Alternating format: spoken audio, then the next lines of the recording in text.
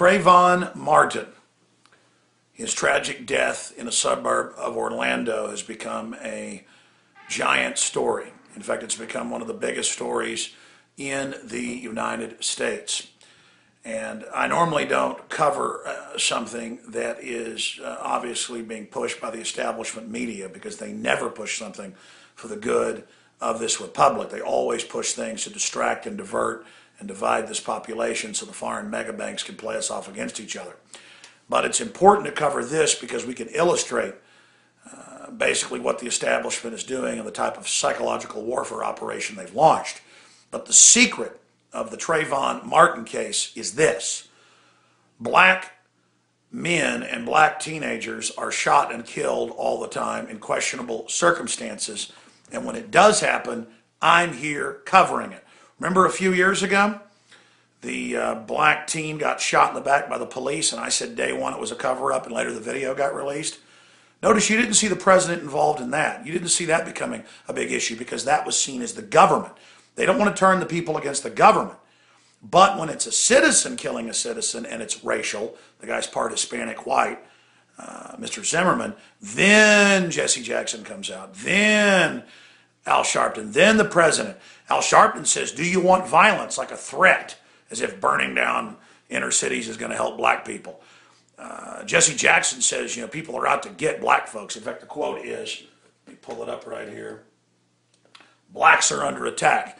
Hey, Jesse, they're under attack by AFRICOM, our military controlled by the globalists in Africa. And they're being lined up and killed genocide style in Libya after Gaddafi was thrown out. Oh, but you and Sharpton aren't talking about that because your establishment hacks. You know, Jesse Jackson, I've talked to top black leaders, civil rights leaders and others. Jesse Jackson 30 years ago would talk about how 50+% of blacks were aborted and how the Planned Parenthood agenda was racist. He doesn't talk about that now.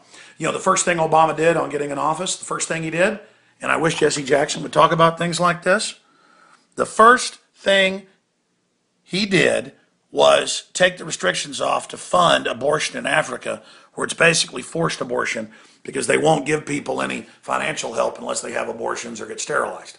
Oh, but you don't want to talk about Obama doing that. No, no, no. Use a case where we don't know what's going on, where some guy follows somebody, which I think is stupid, and then shoots them, and use that to create all this tension. Now, there's a witness that's in the police reports who's now talked to the local TV station saying that all he knows is the guy in the red shirt, and that was Zimmerman, was basically down on the ground with Martin on top of him.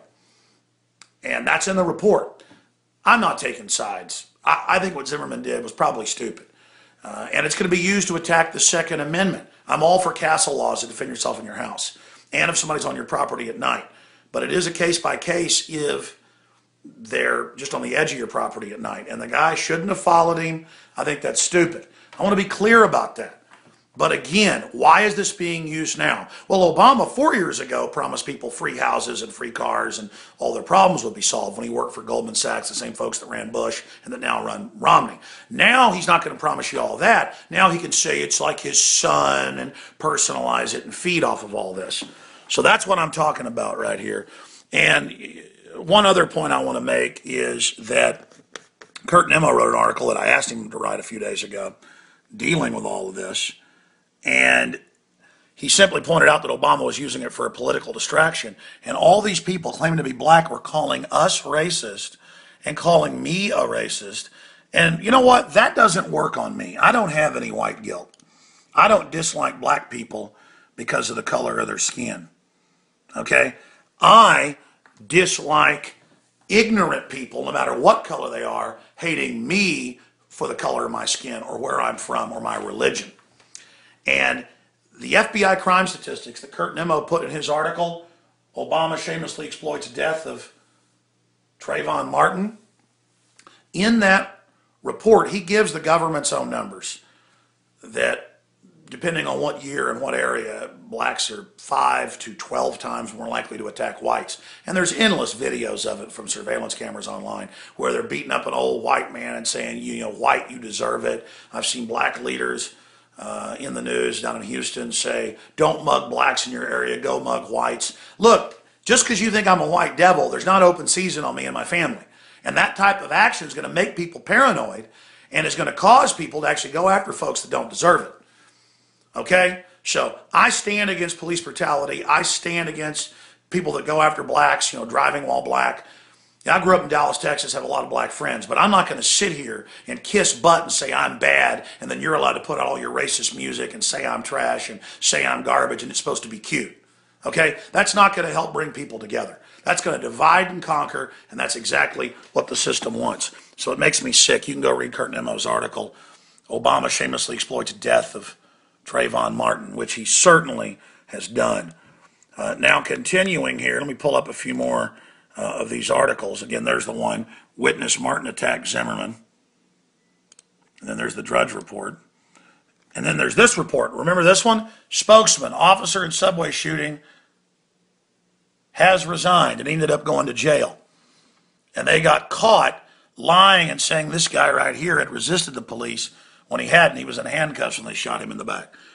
And I covered that at nauseum, whether they're black or white, Hispanic, I don't care. I am against injustice.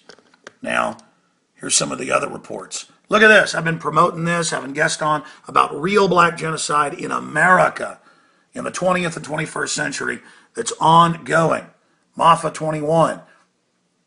Okay? I have the guest on. I break this down. I have the black pastors on that are actually trying to stop blacks from aborting their babies. Millions of dead black babies is a bigger deal than one guy shot, and we don't know what happened.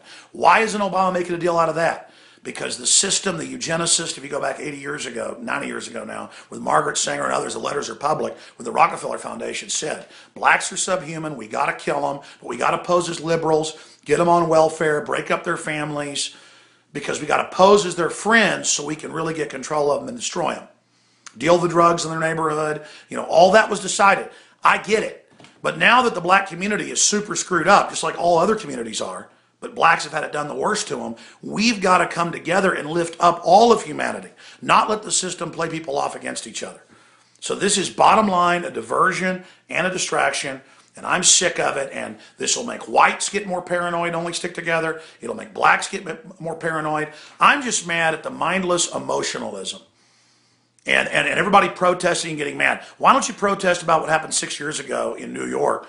It was in New York Daily News where they would take black children from their parents and test chemicals and biologicals on them. But that's in the news. Nobody seemed to care about that. I mean, why don't you talk about poor blacks joining the military and then breathing DU and getting sick and dying? Or having experimental vaccines or Tuskegee or all the stuff that's still ongoing. No, you'll only get mad when you get told to get mad.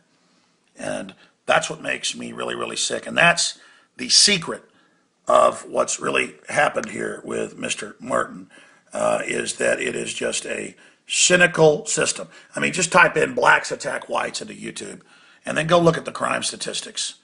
And again, why is this done? Because there's a view that whites deserve it, that whites are bad. I mean, you watch this video, this old white man just being pulled out of his car and beaten and all the stuff they're saying. I mean, I can't even play it here. And there's just hundreds and hundreds and hundreds and hundreds of them. And people saying, well, you deserve it. Because you're white, you deserve to get your head beat in. Like Reginald Denny driving his truck through, after the thing happened with Rodney King. Well, whites are going to get paranoid. And then sometimes they're going to get scared. And innocent people are going to get hurt. Instead of blacks and whites killing each other, how about we come together against the New World Order? Okay? And let's call for real justice in this case. I'm not saying the police could be wrong. They could be. I mean, I've seen them shoot somebody in the back and lie about it later and say the person attacked them.